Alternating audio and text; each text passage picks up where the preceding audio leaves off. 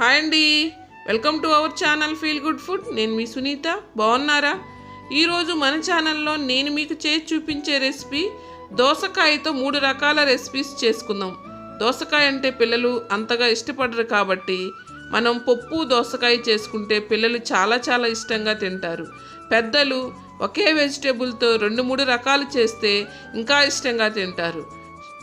మనం వేడి అన్నంలో నెయ్యి వేసుకొని పచ్చడి పప్పు వేసుకొని తింటే చాలా టేస్టీగా ఉంటుంది. సింపుల్గా ఈజీగా ఎలా చేయాలో స్టార్ట్ చేద్దామా మరి. దోసకాయ పచ్చడిలో కావలసిన ఇంగ్రీడియంట్స్: తాలింపు గింజలు, ధనియాలు, జీలకర్ర, ఉప్పు, ఆయిల్, పచ్చిమిర్చి,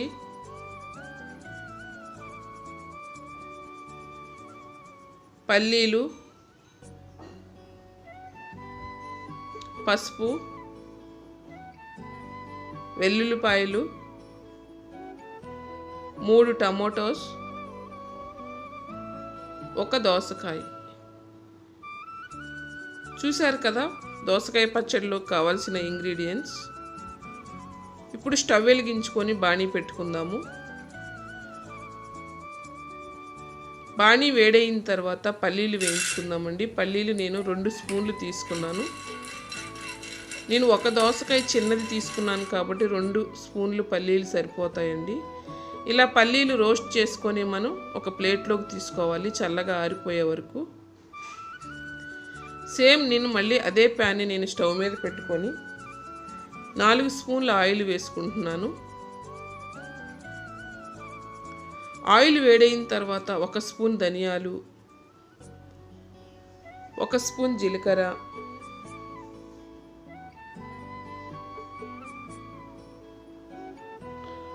ఒక 10 పచ్చిమిర్చి. ఆయిల్ చింది స్టవ్ మీద పడుతుంది కాబట్టి నేను ప్లేట్ పెట్టుకున్నానండి. ఇప్పుడు 3 టమోటోలు కట్ చేసి వేసుకోవాలి. చూసారు కదా, మీడియం ఫ్లేమ్లో పెట్టుకొని ఇలా మనము మిక్స్ చేసుకుంటూ ఉండాలి.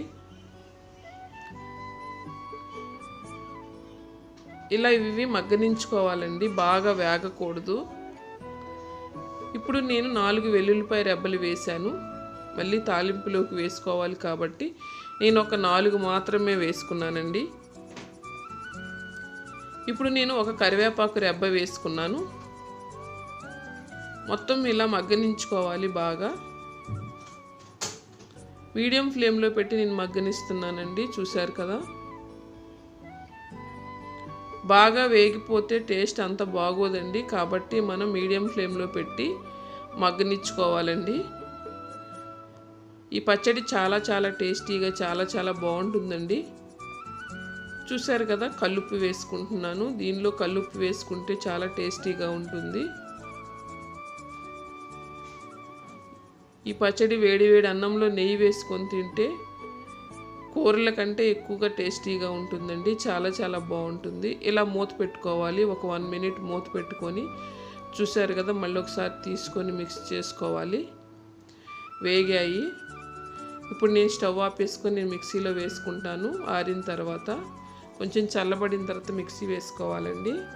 చూసారు కదా, నేను జార్ తీసుకొని పల్లీలు వేశాను. నేను వేయించుకున్న టమాటో పచ్చిమిర్చి పేస్ట్ కూడా వేసేసుకున్నాను. కొంచెం చింతపండు వేసుకొని నేను గ్రైండ్ చేసుకున్నానండి. ఇప్పుడు నేను 1 దోసకాయ తీసుకున్నాను కదండి, అవి చిన్న ముక్కలుగా కట్ చేసుకొని ఈ పచ్చడిలో ఇలా కలిపి వేసుకోవాలి. పచ్చి ముక్కలే వేసుకోవాలండి. ఒకవేళ మీరు పచ్చిగా వేసుకోవడం ఇష్టం లేకపోతే కొంచెం మగ్గనించుకోవచ్చు. పచ్చిగా వేసుకుంటేనే చాలా బాగుంటుందండి. దీన్ని ఇప్పుడు మనం పోపు పెట్టుకోవాలి. చూశారు కదా, నేను స్టవ్ వెలిగించుకొని బాణీ పెట్టుకున్నాను. ఇప్పుడు నేను 2 స్పూన్ల ఆయిల్ వేసుకుంటున్నానండి. తాలింపు కాబట్టి మనం 2 స్పూన్లు వేసుకోవాలి. ఇప్పుడు ఆయిల్ వేడైన తర్వాత తాలింపు గింజలు వేసుకోవాలండి. తాలింపు గింజలు కూడా మనం ఇలా వేయించుకోవాలి. ఇప్పుడు తాలింపు గింజలు కొంచెం వేగిన తర్వాత మనం ఎండుమిర్చి 2 వేసుకోవాలండి. ముక్కలుగా కట్ చేసుకొని వేసుకోవాలి. తాలింపు పెట్టుకోవడం మీ అందరికీ తెలిసిందే కదండి. మనం ఏ కర్రీకైనా ఏ పచ్చడికైనా తాలింపు అనేది ఒకే ప్రాసెస్ ఉంటుంది కాబట్టి మీకు ఐడియా కోసమే నేను చూపిస్తున్నాను. అందరికీ వచ్చిన రెసిపీయేనండి, కానీ కొత్తగా నేర్చుకునే వారికి ఉపయోగపడుతుందని నేను చూపిస్తున్నాను. ఇప్పుడు నేను పసుపు వేసుకున్నాను, ఇంగువ కొంచెం వేసుకున్నానండి. వెల్లుల్లిపాయలు ఇందాక నేను 3 వేసాను కాబట్టి మళ్ళీ ఇప్పుడు కొంచెం వేసుకున్నానండి 3. కొత్తిమీర వేసుకున్నాను. కొత్తిమీర ఇంగువ వేసుకుంటే ఈ ఫ్లేవర్ చాలా బాగుంటుందండి.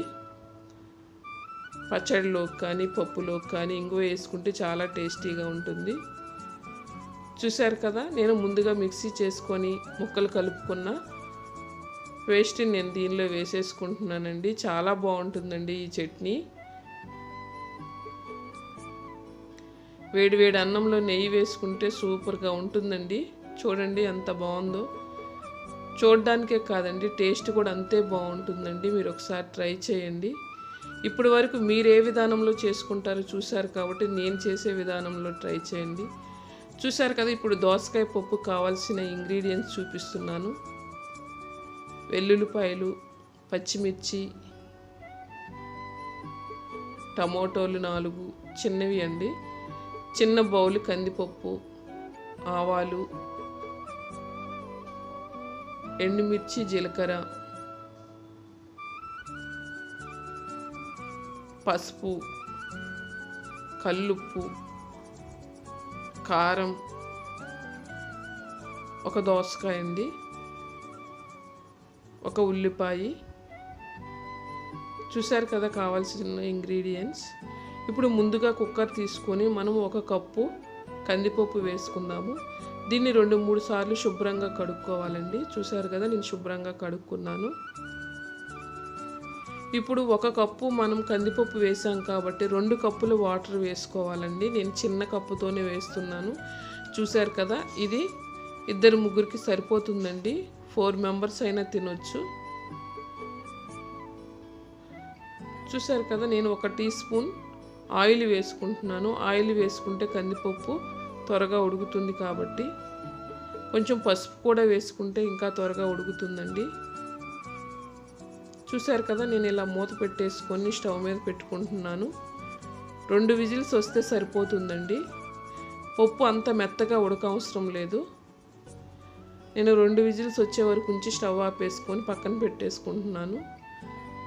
చూశారు కదా, మళ్ళీ బాణీ పెట్టుకుంటున్నానండి స్టవ్ వెలిగించి. 2 స్పూన్ల ఆయిల్ వేసుకున్నాను. ఆయిల్ వేడైంది. ఆవాలు, జీలకర్ర, 1 స్పూన్ జీలకర్ర, 1 స్పూన్ ఆవాలండి. ఇప్పుడు ఎండుమిర్చి వేసుకుందాము. చూశారు కదా, నేను 2 ఎండుమిర్చి ముక్కలుగా కట్ చేసుకొని వేసుకున్నాను. ఎల్లుల్లిపాయలు 5-6 వేసుకున్నానండి. ఎల్లుల్లిపాయలు వేసుకోవడం వల్ల చాలా మంచి టేస్ట్ వస్తుందండి పప్పుకి. చూశారు కదా, ఒక చిన్న ఆనియన్ కట్ చేసుకొని వేసుకోవాలండి. పొడుగ్గా కట్ చేసుకున్నాను నేను. చిన్నగా అయినా కట్ చేసుకోవచ్చు. ఇలా మనం మీడియం ఫ్లేమ్లో పెట్టి ఫ్రై చేసుకోవాలండి. మరీ అంత గోల్డెన్ కలర్ అవసరం లేదు, మరీ అంత పచ్చిగా ఉండకూడదండి, మీడియంలో ఉండాలి. ఇప్పుడు నేను కల్లుప్పు వేసుకున్నానండి కొంచెం. ఇది పప్పు కాబట్టి కరుగుతుంది కాబట్టి నేను కల్లుప్పు వేసుకున్నాను. చాలా బాగుంటుందండి. సాల్ట్ కంటే కల్లుప్పు వేసుకోవాలి. చాలా చాలా టేస్టీగా ఉంటుంది. నేను 2 కరివేపాకు రెబ్బలు వేసుకున్నాను. నేను ఇప్పుడు కొంచెం ఇంగువ వేసుకుంటున్నానండి. ఇంగువ కూడా మనం తాలింపులో వేసుకుంటే చాలా టేస్టీగా ఉంటుందండి. ఒకవేళ ఇంగువ వేసుకోవడం ఇష్టం లేని వాళ్ళు స్కిప్ చేయొచ్చు. ఇప్పుడు నేను పచ్చిమిర్చి వేసుకున్నానండి. 5-6 పచ్చిమిర్చి చీలికలుగా చేసుకొని కట్ చేసుకొని వేసుకున్నాను. ఇలా మనం బాగా మిక్స్ చేసుకుంటూ వేయించుకోవాలండి.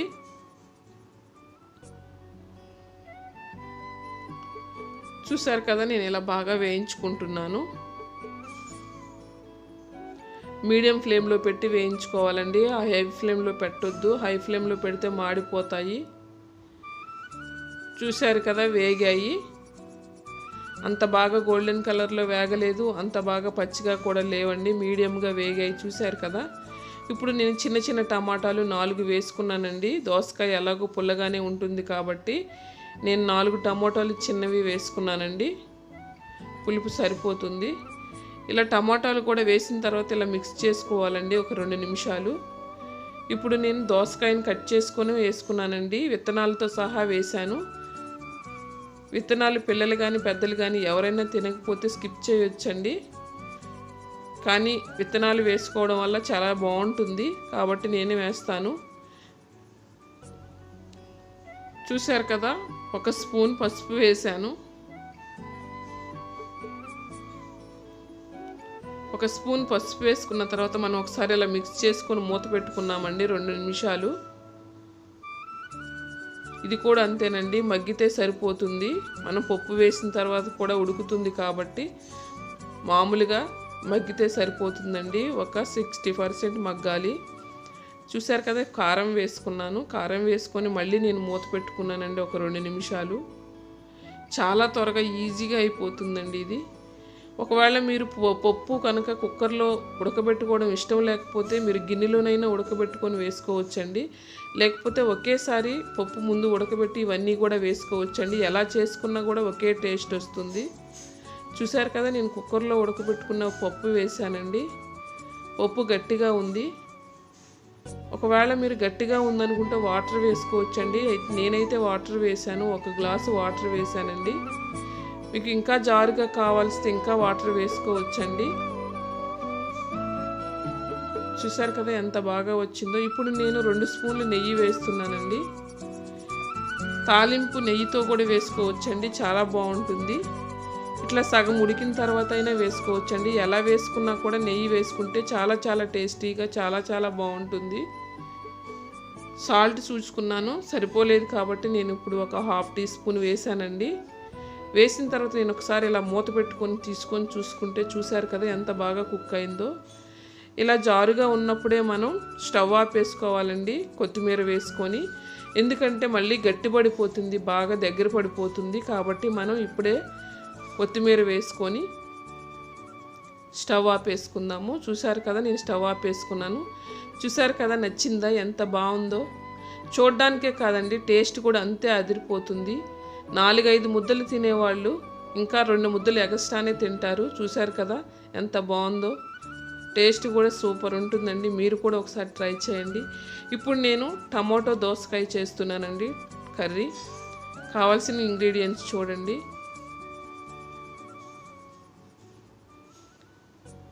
చూశారు కదా. ఇప్పుడు మనం స్టవ్ వెలిగించుకొని బాణీ పెట్టుకుందాము. బాణీ వేడైన తర్వాత మనం ఆయిల్ వేసుకుందామండి. నేను 2 స్పూన్ల ఆయిల్ వేసుకుంటున్నాను. ఆయిల్ వేడైన తర్వాత మనం పోపు గింజలు వేసుకుందామండి. మీ అందరికీ తెలిసినవేమోనండి, పోపు గింజల్లో ఏమేమి ఉంటాయో మీకు తెలుసు కదా. జీలకర్ర, ఆవాలు, పచ్చిశనగపప్పు, మినప్పప్పు ఉంటుంది కాబట్టి అవి వేసుకున్నాను. ఇప్పుడు నేను ఒక చిన్న ఆనియన్ వేసుకున్నానండి. చిన్న చిన్న ముక్కలుగా కట్ చేసుకొని వేసుకున్నాను. ఉల్లిపాయ, 4-5 పచ్చిమిర్చి వేసుకున్నానండి. చూశారు కదా, నేను 2 కరివేపాకు రెబ్బలు వేసుకుంటున్నాను. ఇలా ఒకసారి మిక్స్ చేసుకోవాలండి. ఇది బాగా వేగనవసరం లేదు. ఇప్పుడు మనం సాల్ట్ వేసుకుందాము. నేను ఇప్పుడు 1 స్పూన్ సాల్ట్ వేసానండి. ఒకసారి ఇలా మూత పెట్టుకొని మనం తీసుకొని చూసుకుంటే ఇలా వేగాయి. ముందుగా చెప్పినట్టుగా అంత బాగా వేగంసరం లేదండి, కొంచెం మగ్గితే సరిపోతుంది. ఇప్పుడు నేను 2 టమాటాలు వేసుకున్నానండి. చాలా మంచిదండి ఇలా చేసుకొని తినడం వల్ల. దోసకాయ అనేది వాటర్ కంటెంట్ ఉన్న వెజిటేబుల్ కాబట్టి మన హెల్త్కి కూడా చాలా మంచిది. పిల్లలు తినకపోయినా కూడా మనం బలవంతంగా అయినా పెట్టాలి. చూశారు కదా, నేను ముందుగా కట్ చేసుకున్న దోసకాయ ముక్కలను కూడా వేసుకున్నానండి. ఇలా ఒకసారి మిక్స్ చేసుకోవాలి. మనం పసుపు వేసుకుంటున్నాను, 1 స్పూన్ పసుపు వేసుకుంటున్నానండి నేను.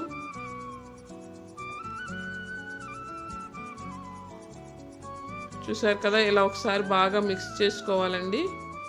దోసకాయ మగ్గే వరకు మనం మూత పెట్టుకోవాలి. చూడండి, ఇలా ఒకసారి బాగా మిక్స్ చేసుకుంటూ ఉండాలండి. మీడియం ఫ్లేమ్లోనే మనం కుక్ చేసుకుంటే కర్రీ అనేది చాలా చాలా టేస్టీగా ఉంటుందండి, మాడిపోకుండా. దోసకాయ టమాటా ఈజీగా మాడిపోయే ఛాన్స్ ఉందండి, కాబట్టి మనం మీడియం ఫ్లేమ్లోనే పెట్టుకొని కుక్ చేసుకోవాలి. ఇప్పుడు నేను కారం వేసుకున్నాను, చూసారు కదా ఎంత బాగా కుక్ అవుతుందో. ఇప్పుడు నేను 2 గ్లాసులు వాటర్ వేసుకున్నానండి. ఒకవేళ మీకు వాటర్ వేయడం ఇష్టం లేకపోతే, కర్రీగా అలా ఇగురుగా ఉండాలి అని అంటే అలానే ఉంచుకోండి, వాటర్ వేయనవసరం లేదు. మనం ఇలా వాటర్ వేసుకొని కుక్ చేసుకోవడం వల్ల ఇంకా బాగా కుక్ అవుతుంది, దగ్గర పడుతుంది, చాలా టేస్టీగా ఉంటుందండి. ఇలా ఒకసారి సాల్ట్ చూసుకొని మిక్స్ చేసుకుంటూ ఉండాలి. చూసారు కదా కర్రీ అనేది దగ్గర పడుతుంది. మనం ఇది ఇప్పుడే స్టవ్ ఆపేసేసుకుంటే దగ్గర పడుతుందండి, ఇంకా వాటర్గా ఉండదు. మనం కొత్తిమీర వేసుకొని మనం స్టవ్ ఆపేసుకోవడమే. చూసారు కదా ఎంత బాగా కుక్ అయిందో. నేను చేసిన విధానంలో మీకు చేసి చూపించాను. మీరు ఏ విధానంలో చేస్తారో నా కామెంట్ రూపంలో తెలియచేయండి. మీ సూచనలు, మీ సలహాలు నాకు ఇవ్వండి. నా వీడియో కనుక నచ్చితే లైక్ చేయండి, షేర్ చేయండి, సబ్స్క్రైబ్ చేయండి. పక్కనున్న బెల్ ఐకాన్ క్లిక్ చేయడం అస్సలు మర్చిపోకండి. బెల్ ఐకాన్ క్లిక్ చేయడం వల్ల నోటిఫికేషన్ వస్తుంది. నేను పెట్టే ప్రతి వీడియో మీరు చూడగలుగుతారు. Thank you for watching.